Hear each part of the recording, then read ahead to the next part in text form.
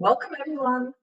Thanks for making the time to join us for this informative webinar about the latest version of SimaPro and Agri-footprint. Before we start, please note that the session is being recorded. So after this session, give us a few days and we'll have the recording up on our SimaPro Help Center, support.simapro.com. So you can check it there. And throughout the session, feel free to just type in your questions in the question box or send us a chat, and we'll either handle it immediately or at the Q&A at the end. So thanks again for joining. From our partners Blonk, we have Nicola and Megan joining us this afternoon. So welcome. Nicolo started as an intern actually at Blonk and is currently the senior consultant within Blonk Sustainability Tools. He studied food technology at Perugia University and Wageningen University, where he specialized in sustainable food process engineering. At Blonk, he became an expert in environmental footprinting of animal production systems and strategic data and methodology development. So hi, Nicolo, great to have you on board. Thank you, right. And assisting Nicola with this session is Megan Jason, who recently also joined Blonk as business development and sales consultant. Great to have you, Megan. Yeah, happy to be here. Thanks. So also from the praise side, we have Michiel joining. Michiel, as you probably all know, is a SimaPro product specialist, and he plays a pivotal role not only in product development, but also in providing technical support to our users. So you've probably been in touch with Michiel or myself at some point in the past. Yeah, welcome everybody. Isabella, of course. She's senior customer services specialist, and yeah, she will facilitate this session. Again, welcome everybody. Yeah, thank you. So great to have so many people on board just before the holiday season kicks in. So thank you for making the time. So what we will cover in the next hour, we're going to start with what's new in SimaPro 9.4. So Michiel will walk us through the changes to the software, what's been updated in terms of data and impact assessment methods, and things to keep in mind with regards to the update procedure. Following that portion, we will hand things over to Blonk. They will give an overview of Agri-footprint in general, what's new in version 6 compared to the earlier version 5, and zoom in on a few data sets like the animal production systems and dairy, and hopefully we will have enough time for Q&A. So we'd like to kick off also just by learning a little bit more about you guys, the audience. So I'm just going to launch 2 polls. Would be great if you let us know a little bit more about you. So you guys see the poll? Yeah. So Yeah, Jeremy? yes. Yeah, okay, great. Sustainability manager, consultant, maybe others domain. We'll wait a few seconds to collect the responses.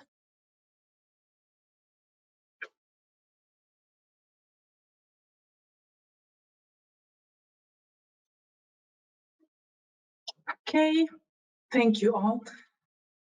And I'll share the results. So we can see most of the audience are researchers or in academia, followed by consultants. So that's very interesting to know. In addition to some sustainability managers, product development researchers, and others, which is, I'm curious now. Yeah, I was thinking the same, also curious. Okay, so one more poll. Where do you guys actually work, or what type of organization?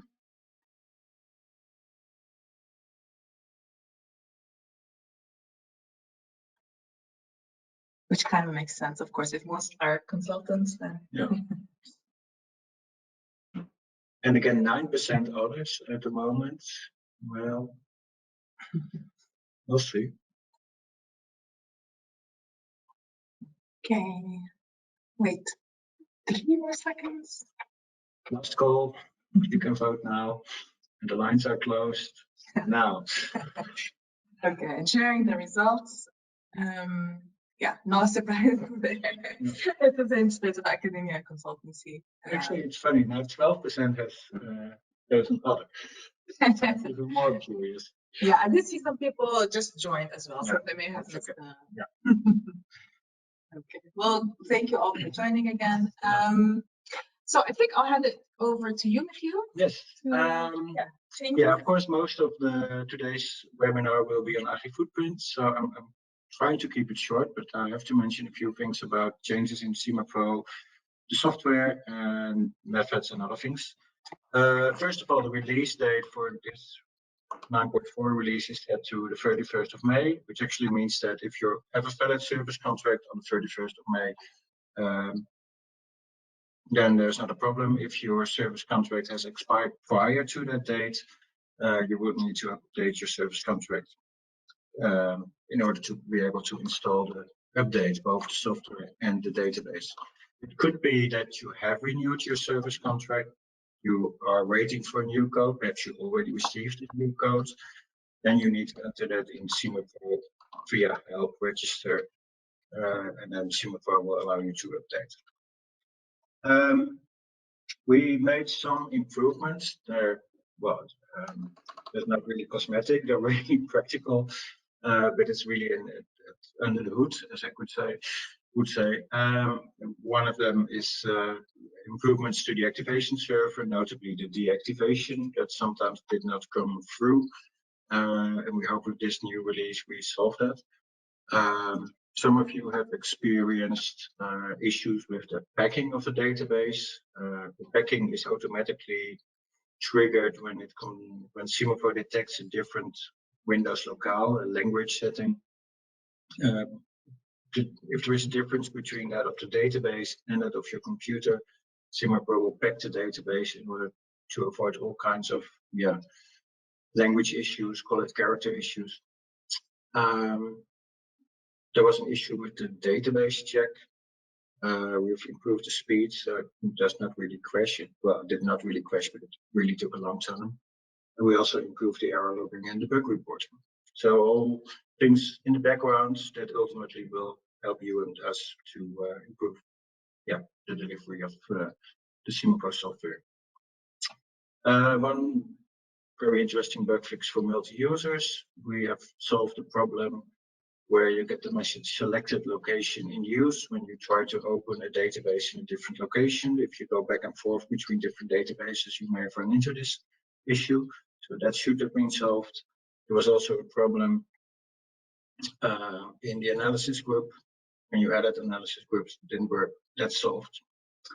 So that's the most important changes for the software. There's one more legal thing. We need to mention it. The updated eco event terms of use, the EULA, needs to be accepted prior to the installation. So you probably need to accept it a couple of times because it will be in the software update as well as in the database update.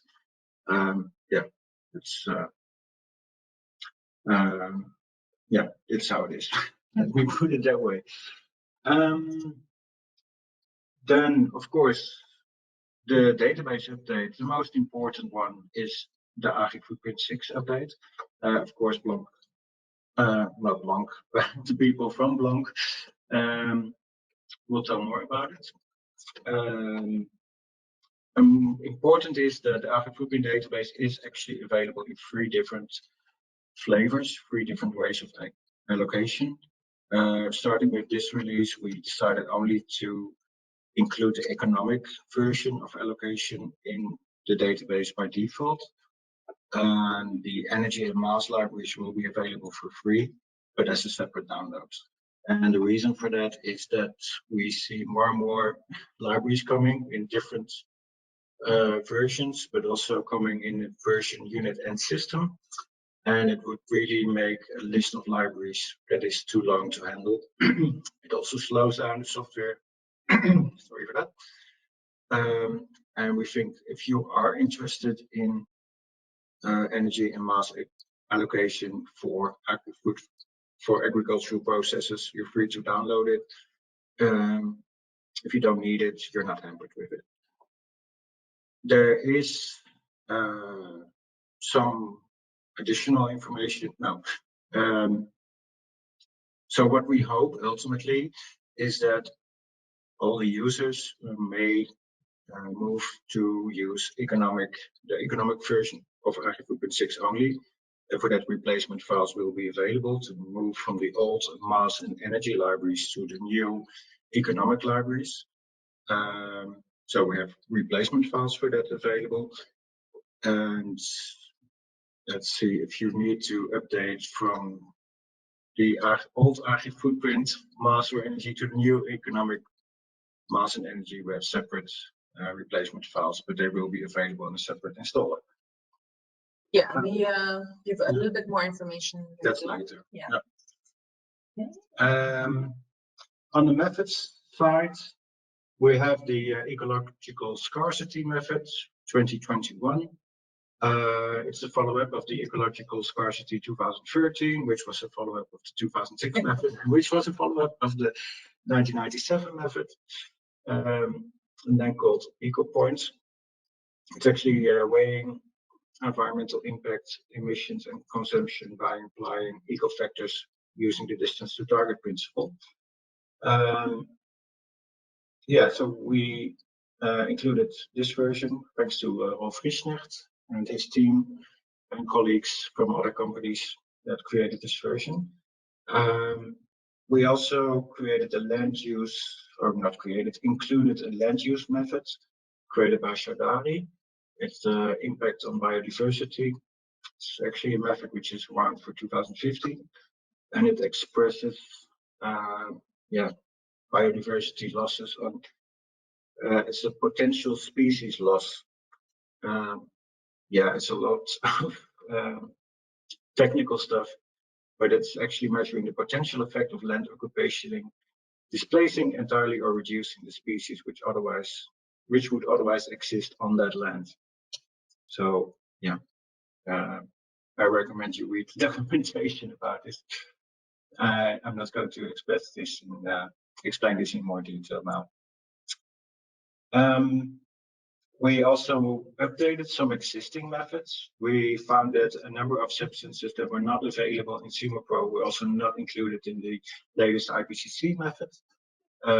So we added those, and substances that we were not able to map were also added. So the IPCC method is now complete in the sense that it matches the one in the official reports. We have updated a number of characterization factors in several methods, actually, mostly related to regionalization. And of course, when you add new methods, it means that we have to say goodbye to some older methods. So the ecological scarcity method 2013 has moved to superseded, and the same for two water footprint methods. It means that these methods can actually still be used. They're not maintained anymore. We cannot delete them. We can never delete data from on a user database, but moving them to superseded signals that they are outdated and no longer maintained by us, but you're free to use them. We also changed the way we document these methods in the methods manual. The methods manual was expanding and expanding, and we now have decided to move the superseded methods to a separate manual available from the SimaPro Help Center. Then, I just want to make a quick note. I see some of the audience members raising hands. Okay. Would be great if you just type in the question in the question box or in the chat, and then we can stop and address your question when the time allows. Thank you. Yeah, feel free to ask your questions. If we cannot answer them during the webinar, we will try to answer them via email later on. Yeah, a few words on the update procedure. It's not rocket science, but there's a few things to keep in mind. Step-by-step instructions are available at the SimaPro Help Center. You probably get an email one that you have received an email or will soon receive an email with a link to this page. It's important that you select the right files to download, the single user installation for updating. Sorry, correction. The links for downloading the updates are actually in the manuals. So please make sure that you use and download the correct instructions. So you can choose between the update manual if you have already updated to SimaPro 9.3 and you want to jump from 9.3 to 9.4.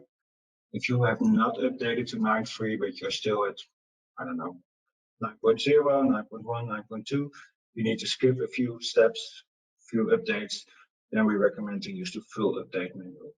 And in the manual, you'll find the download links. On the request of many people, we have now created a video that explains how to update. It's currently explaining the procedure for the single user version. The multi-user version is slightly different. So we're making progress on that one, but it's not ready yet. But the basic steps actually also apply to multi-users. So if you prefer video, really have a look at that and bear in mind to keep reading the manual, because that's where everything is explained in detail. Some things to keep in mind. Sometimes, depending on your computer and that network configuration, it could take a lot of time. It's not that you have to be there all the time clicking that sort of things, but it can take 2 to 3 hours sometimes. If you have a multi-user setup, please get IT to do it and make sure that they follow the instructions carefully, because typically they do paragraph 1 and they forget 2, 3, and 4. That's something to be aware of. It's important that you first update the software, and then you can start installing and importing the update database. And in the manual, there's also explained how to append the substances and to replace the processes if you have updated libraries like EcoInvent.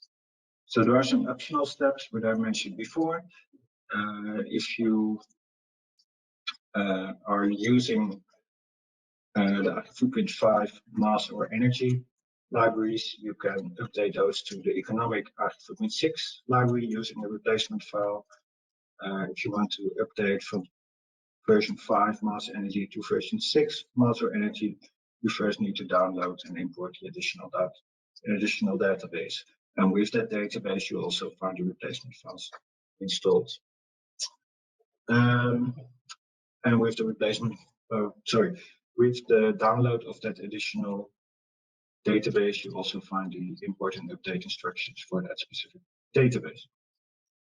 Cool, that's a mouthful. Yeah, there was just a very quick question maybe about the methods manual. So the methods manual has been updated. You will always find the most recent version online on the Help Center. So there now we have two, the regular methods manual that you're used to. We just moved out the superseded methods and they have a separate manual, which you'll also find on the Help Center. When you update your SimaPro software, you also download a local copy of the methods manual, so you should have the latest version there as well. But just to be sure, the latest version is always online. Okay, thanks, Michiel. I think before we move on to Blonk, I would like just one more poll for now. And we're just curious what you use Agri-footprint for.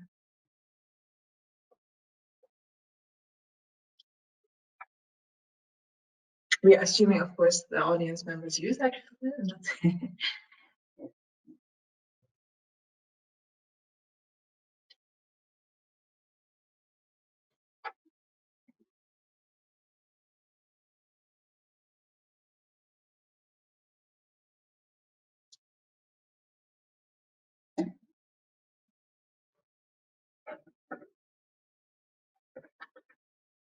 Okay, I'm closing now and sharing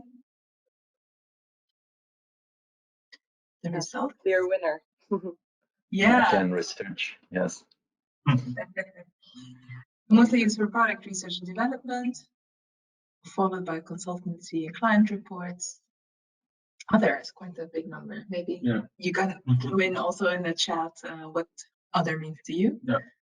And certification. But I think now we can just hand things over to you, Nicola. Yep. Yeah, I'll close the poll. Yes, perfect. Okay, thank you. Thank you very much. Also introduction on SimaPro and on ourselves. Thank you, and so thank you for this webinar. And yes, I'm going to present you basically the latest updates of this new release of Agri-footprint 6.0. Of course, I would also like to mention all the other developers like Mike Campas and Nick Dreyer and Damien Smith and Jeroen van Rijn that supported the development together with me. You will find all the authors then in the methodology report. And okay, what I will start a little bit introducing you, if you are new to Agri-footprint, on what is Agri-footprint, why it was developed in the first place, and generally which data you will find in the general Agri-footprint. And then I will move more into the 6.0 version. I will be just presenting you what's new, what are some example of differences for a process, a specific process between Agri-footprint 5 and 6. I will discuss then more zooming into the animal production system. That's a big expansion that we performed in Agri-footprint 6. And I'll just end with some issues or how you can reach out to us to just ask questions or to raise maybe some issue or some bugs that you find in the database. So what Agri-footprint is, of course, a database, a lifecycle inventory database, and is a leader database in the agro-food sector. Is based on scientific publication and databases that are available, like statistical data and industry data. And it is used, of course, as you just mentioned, in the pools for many different reasons.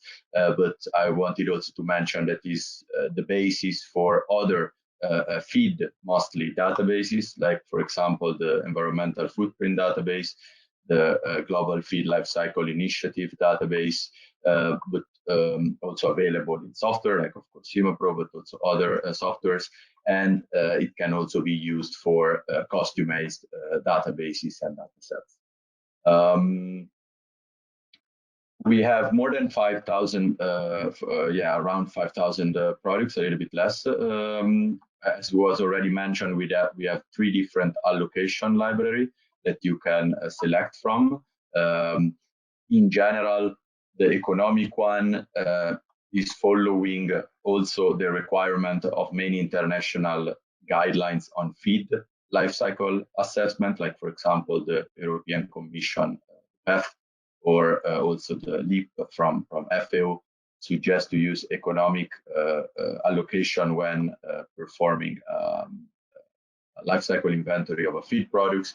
So that is also why we included as the standard, let's say, option in SimaPro. But in case for many other reasons you are interested on using the other libraries, you can download them from SimaPro website. We include land use changes, of course, included. One aim of Agri-footprint is to maintain a consistent methodology internally in the database, but also externally to international standards, like I was mentioning. Is available in different formats, and we try to make it as transparent as possible through the methodology document. We have document 1 that is more a general principle, and a document 2 that is more about specifically the data and the sources and the modeling choices. And you can find this in our website, Blonk Sustainability website. And we try, of course, to update it regularly with this new release of 6.0. Agri-footprint has been developed initially to support practitioner, LCA practitioner everywhere in the world with valuable and high quality data on agri-food value chains. And some of the datasets that are present in the database are not available in any other existing database.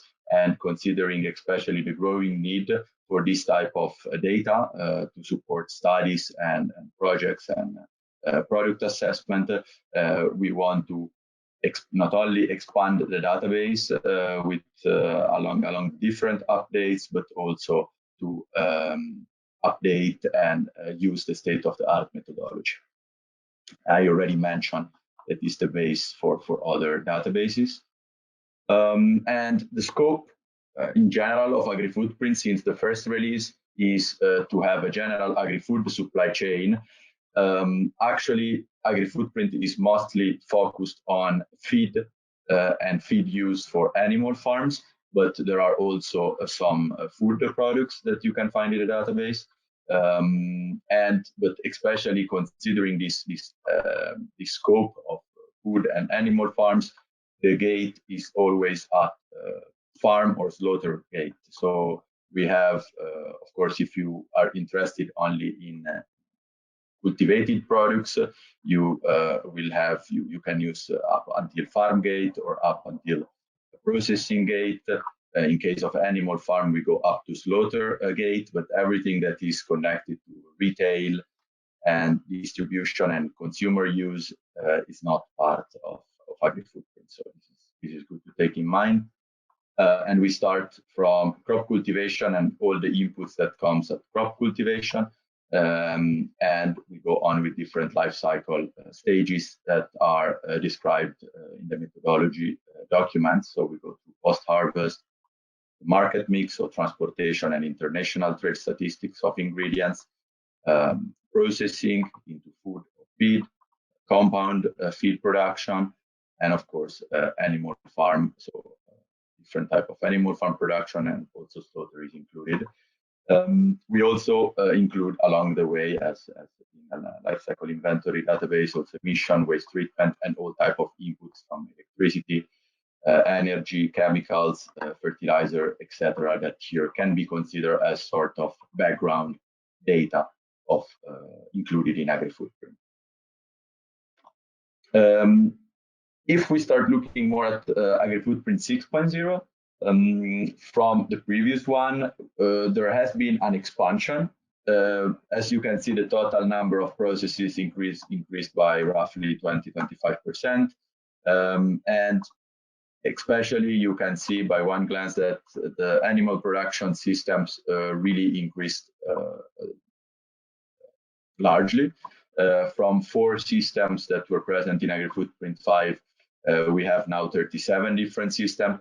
The animal production system in scope are the same. So we still have dairy, we still have broiler, pig production, but we expanded in regional representativeness. So we are representing much more regions and much more country than before. Of course, to cover this data requirement, especially on feed, we encountered some data gaps, and therefore we had to expand a little bit also the cultivation amount. We went from 520 to 582, and also the market mixes or the trade statistics of the feed and crops, feed ingredients and crops, and connected also to the expansion in dairy and animal system. We also have a little bit more food products that are mostly connected to more animal productions, so more animal products like meat and milk. If we look at the geographical scope, it expanded a little bit. And from as it was before, mostly focused on Europe and North America, and especially in South America and Argentina and Brazil. But we also expanded towards Russia, and we have more data sets than before, they were already present in before, but we also expanded in India and China and in general in the Southeast Asia. Not only we had an expansion in processes, in datasets available, but we also updated, of course, a different aspect in each single inventory. One important aspect is that we updated the activity data, mostly connected to time representativeness. So we use more recent data compared to before, and this is connected to cultivation data, like for example, yield or land use change. Transformation in land use all around the globe. Market mix data, so data on trade statistics, and also data on prices for meals and oils that are used for the economic allocation has been updated. Another aspect or other aspects are connected to modeling. We included as in connection also with the indication from the product environmental footprint. We also included the peat oxidation happening at soil for all crops.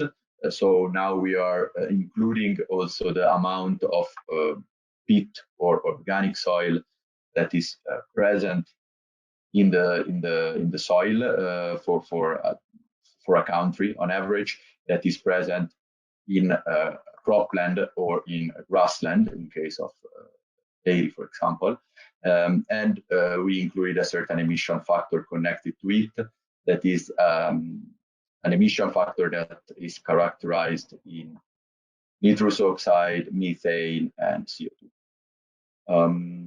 We updated the IPCC calculation rules at cultivation from the 2006 original report to the 2019 refinement. We also regionalized, let's say, or we have country-specific data on post-harvest, mostly connected, for example, to the drying of grains after cultivation. And we also have regionalized the data on artificial fertilizer production, for example, nitrogen, actually, artificial fertilizer production, like, for example, ammonia. And therefore, you will find that these fertilizers are now produced at regional level. Before, we only had Europe. Now we have Europe, North America, Latin America, etc., Oceania, etc. Since there are a regional production, we also included basically a trade mix of this fertilizer to take into account the fact that the use of a certain fertilizer is actually imported partially from other regions.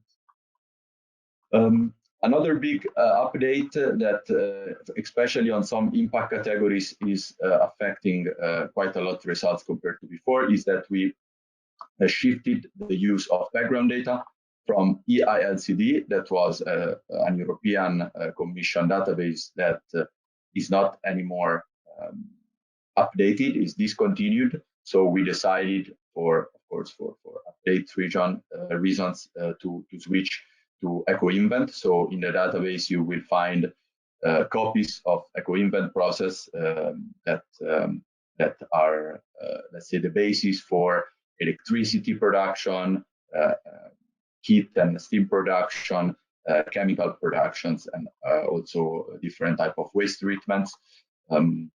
And this in particular will affect some impact categories like toxicity and other impact categories that ILCD was a little bit characterizing or inventorizing in a little bit less precise way. So you will see quite some changes on some impact categories.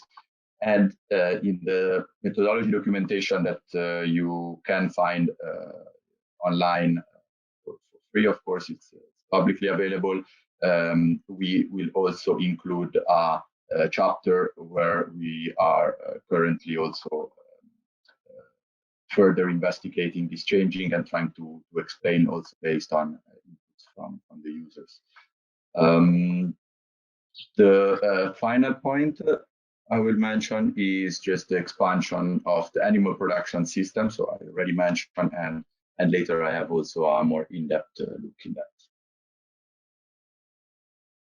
Nicola, would it be okay to have a few questions? Yes, of course. Go ahead. Yeah? Yes. So I think one question is regarding economic allocation. Maybe, I'm not sure if I understand the question correctly, but maybe how do you address price changes?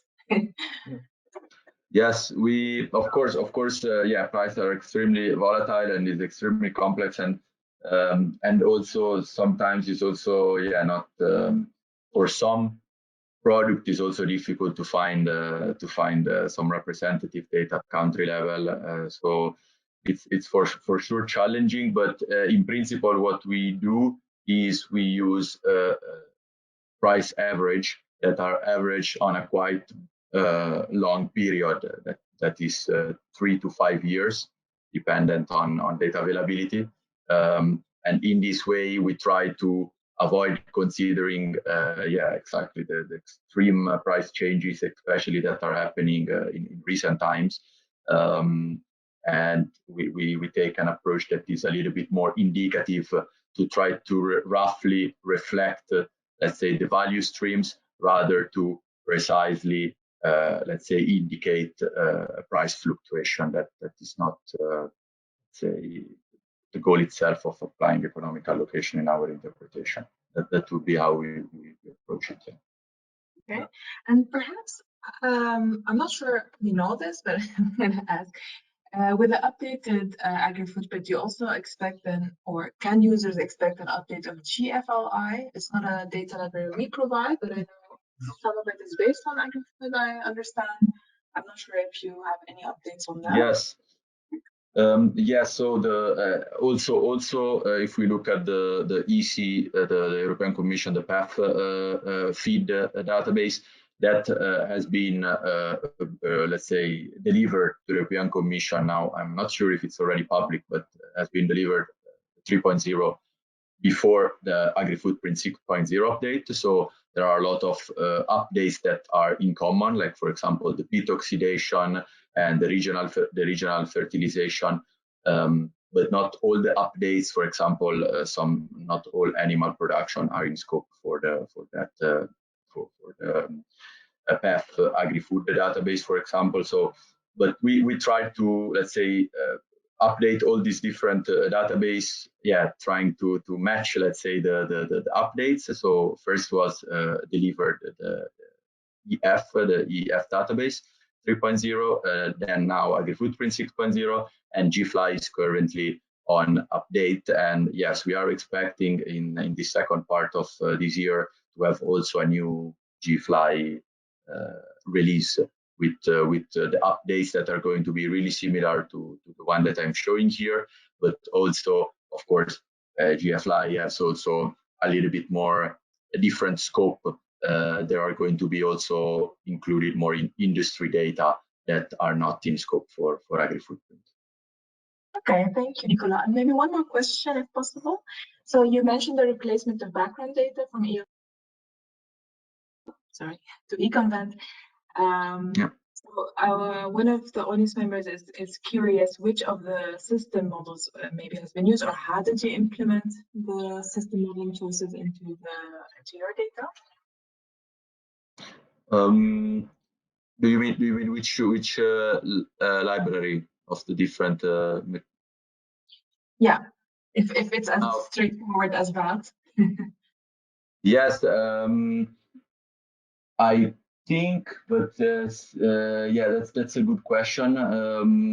It will be shown in the of course they are copies. So being copies, we only added copy to from Eco-invent, and it will be transparent.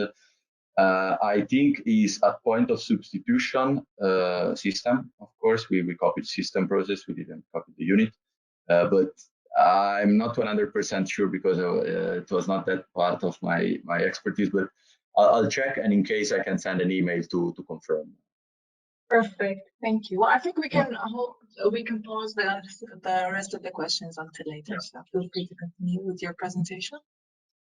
Yeah. Okay, yeah, we'll take probably another 10 minutes and then we can go to the question and answer. This is an example. We wanted also to upload an example of the document that we are including in the methodology between the differences between Agri-footprint 5 and 6. We are picking up some processes. This is one example, and is the wheat cultivation in Germany, and we are looking specifically at climate change, including everything from land use change to peat oxidation, biogenic, and fossil sources.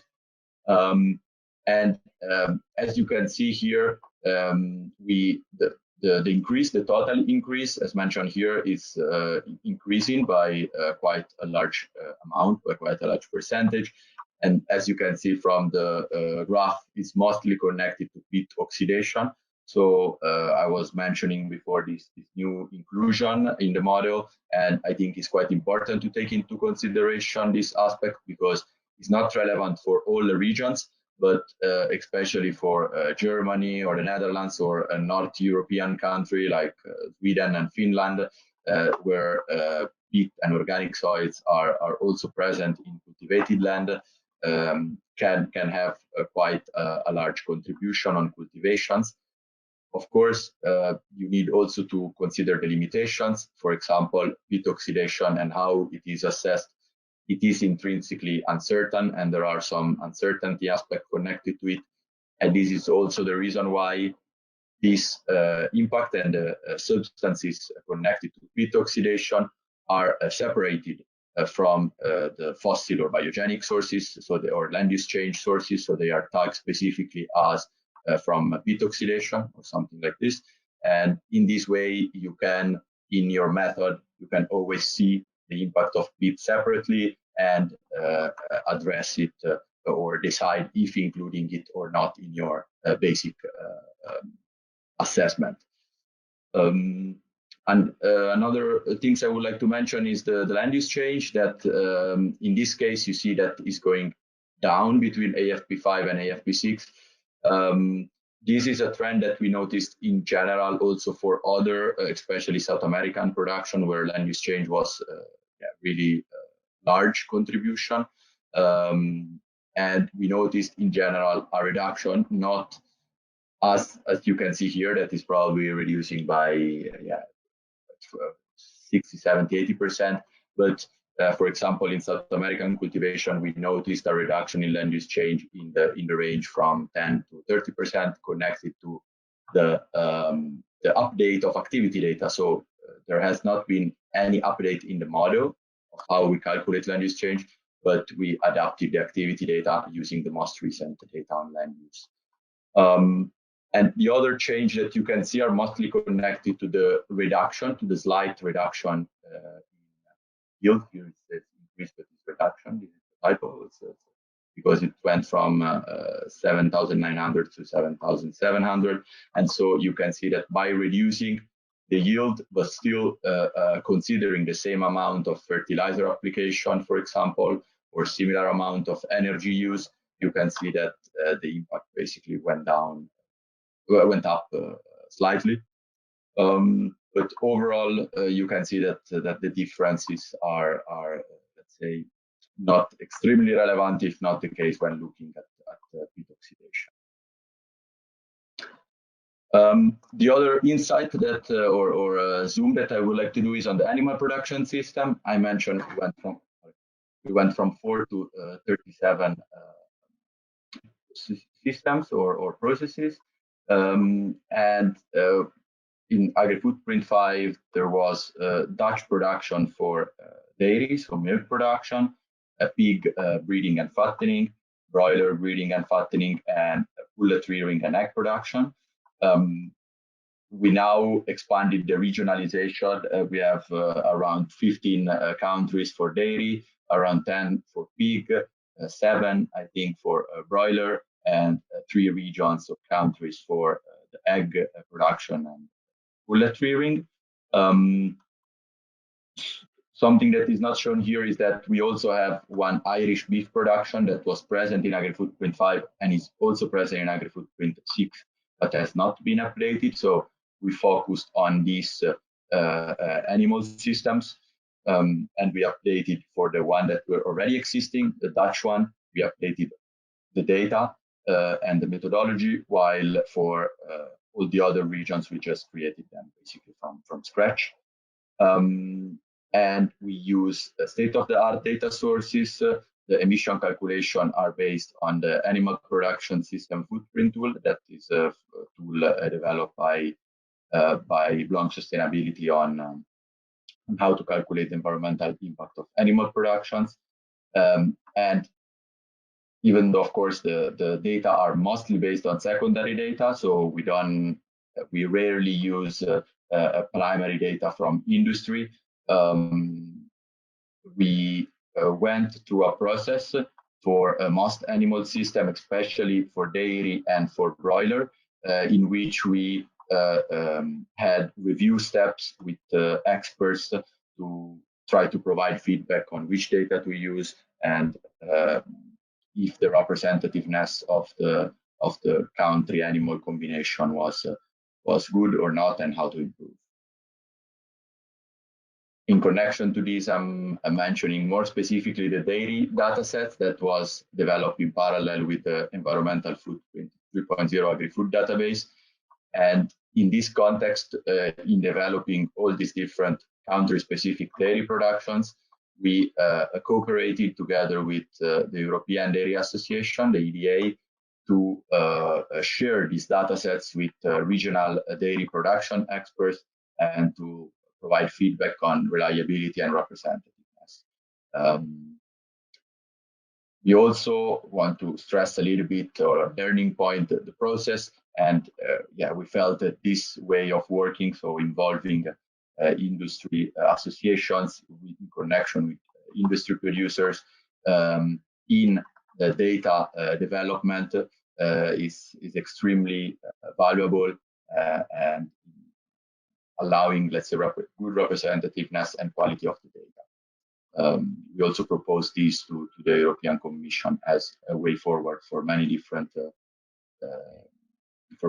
sectors, and is a little bit the concept also of the GFLY to have the industry involved in this type of data development. So I don't know if there's any question at the moment. I have just one last slide, less on the content and more on the issues and bugs and how to reach us out. Yeah, sure. If you want to finish the last line, and then we can pick up the questions. Yeah. So of course, from a transparency point of view, I already mentioned the methodology document that you can find on our website. You just need to Google it and you can find it. And of course, while developing a dataset, we also realized after the release also possible issues or bugs. We track these in our website. So at this link, you can find the bugs that we find ourselves by using the database, but also if while using the database, you find any issues or shortcomings even or suggestion, but also anything that looks not correct, please reach out to us and we make sure to include this in the list that we have online. You can also use the list to just check yourself if you find something that maybe looks wrong or strange. You can also just check yourself and maybe it will be already there, or you can just check this before. I would in general suggest to just look at this before starting up the project, because if we already identified an issue and that might affect your specific project, is good to know this. And usually in the bugs list, we also propose solutions that can be manual adaptation or maybe some CSV that you can use to update. And in this way, you can also, let's say, adapt the problem for your specific project. And of course, we are always working on continuous update and release to update, let's say, all these different issues. I would like already to mention a couple of issues that we found. One is connected to the market mix and the transportation. We noticed that, of course, we use 4 different modes of transportation. but usually we split each mode in different, even more specific mode based on the dimension of the mode or the type of fuel of the mode. But in this run, we notice that we just select one default mode for truck, for example, and this is affecting a little bit the results on transportation. So it's good to take in mind, especially if your analysis is particularly focused on transport. And another issue we find a wrong allocation factor in the palm oil crushing between palm oil and palm kernel. So especially if part of your project is particularly focused on palm kernel or palm kernel oil or palm kernel expeller, we would suggest to first adapt this manually, the allocation. You will find the correct allocation that you can use, so to avoid, let's say, this error. So again, this our contacts. So please reach out to us for any question, any suggestion, any feedback, and we will be happy to support you. Thank you, Nicola. We do have a bunch of questions and one last poll. I think that would be very interesting to still pick up. So I'll just have a few, share some of the questions. I think we have some questions about the methodology and the documentation. So as far as I understand, Blonk, you are still working on updating the report for Agri-footprint 6. Once it's available, we will also share it on our SimaPro.com website. Unlike eConvent, that was the question we hear, where you have specific process information per data set, we have the methodological reports, I think 2 of the background reports. So those will be updated as soon as we have them. Another question is is Agri-footprint PEF compliant on methodological issues? Yes, in principle, yes, because and the main, of course, we take into account all the methodological indications that are indicated in the PEF guidelines, and especially if you look from a feed point of view or feed ingredients point of view, I would say there is full compliance. Also because yeah, basically the inventory of that are used for the and also the emission calculation that are used in the EF dataset are the same as the one used in Agri-footprint. One aspect that you might take into account is that according to the environmental footprint, you also need to include data quality requirements that are not part of Agri-footprint and are part of the environmental footprint. So from a data quality, you might take into account this discrepancy. And so my answer would be, yeah, in principle, yes for feed. When you look at animal production systems, it's a little bit more complex because there is only one dairy, the dairy PEF category rule. So that's the only one where we could check the compliancy. And especially when you look at allocation, there is a non-compliancy because we are using indeed 3 different allocation approach: economic, mass, and energy, while the dairy FCR suggests to use biophysical allocation. So when it's about animal system, I would say, yeah, in principle, no, there are some point of non-consistency. Okay, thank you. And maybe a quick question: do you differentiate between organic and conventional production? So in your data sets, what does production type represent? Yeah, that's a good question. No, we currently do not differentiate between the two, and the main reason for this is because of data availability, because most of our data source, like for example, FAO stat, that provide information about yields, and other aspects, is not doesn't differentiate. So for us, would be really difficult to divide, let's say, the activity data into organic and non. So does that mean that the data are the average? So it's probably 95% conventional, 5% organic, or something like that? That of course depends by the country, but yeah, that would be basically an average, usually mostly conventional with a lower percent. Do you expect any, let's say, differentiation for organic agricultural processes in the future? Not in the short term.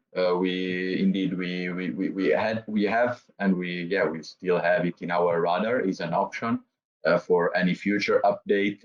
But it's at the moment we don't see it as feasible. So, but of course we are looking at the possibility of new disaggregated data. In that case, we will take it more in a practical approach. Thank you. I just want to address one more question, and then we just launch the final poll. So I think we have a few questions regarding the new land use method with Chowdhury. And so some questions regarding referencing and methodology. I would invite you please to check the methods manual.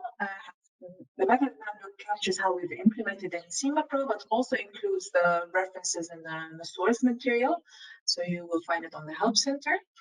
And if the method is compatible with all data libraries in SimaPro, so for the most part, yes, it is a regionalized method. I think with Agri-footprint says it's partially regionalized, so not everything might be included. So that's just something to be aware of.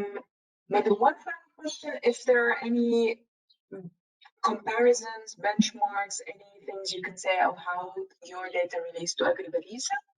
Or you can for the project? No, we don't have a specific comparison. I connected to how much I'm familiar with Agri-Baliza. I think there, especially if you would look at the level of animal production system or feed productions, I think comparing our French data set with Agri-Baliza French data sets, I don't think there is going to be any specific trend, like our database has a larger impact or Agri-Baliza has a lower or the other way around. I think in principle, you will find some, let's say, differences that are connected to a use of specific data points or maybe small different choices in methodology. But yeah, I wouldn't expect extremely large differences or a specific trend in connection between the two databases. It's just that there are some small decisions and some different data used. Especially maybe one mention is especially when also if we look at PIT, it's not really relevant for France. So in general, I wouldn't find a specific trend. Sorry, while you were talking, I quickly lost the poll because I think it would be for you guys to hear, okay, what does the audience look for or is interested in for the future? Would it be further alignment, expansion? I assume you mean also geography and GPR integration or any other specifics. So that's enough, I think, to close the webinar. I think we have most insights are in, and we have a clear winner again, and then expansion of data sets, followed by alignment with international standards. So I think it's something you can look into further when you're developing or looking at your data roadmap. It's really interesting. Thank and you. Of course, the following question is which data set, but we don't have enough tools. Yeah, exactly. And we have the contact information was available, so feel free to reach out and tell Blonk or our support team what you're missing, and we will be happy to pass it on. Thank you, audience, for such an interactive session. I know we have, I think, around 10 unanswered questions still, so we will be sure to get back to you on these open questions by email. Megan, Nicolo, thank you so much for your time. Michiel as well. Welcome. Thank you very much. yeah, feel free to reach out to our support desk or to Blonk if you have questions, and talk to you soon, probably after the holidays with another update or webinar. We'll see. Thank you all. Have a nice evening or afternoon. Thank you so much. Bye-bye. Bye. Okay, goodbye. Thank you.